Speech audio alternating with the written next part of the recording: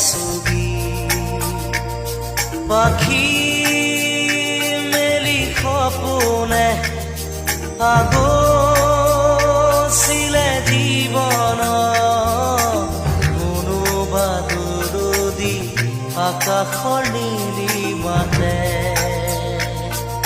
সেই